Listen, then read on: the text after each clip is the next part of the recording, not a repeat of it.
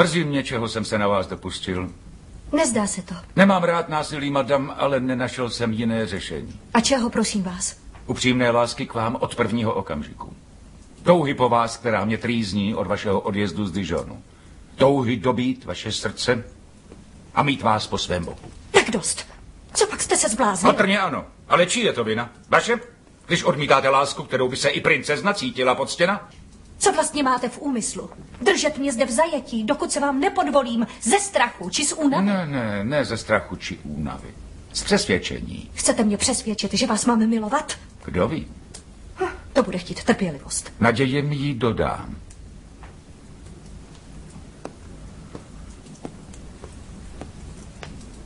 Přemýšlejte o tom. A málem jsem zapomněl. Vstupte. Pamatujete si na ty ptáčky, které jste odchovala? A král mi je v Dijonu věnoval? Třeba vás to shledání potěší. Vidíte? I zdánlivě tvrdá srdce jsou schopna jisté jemnosti.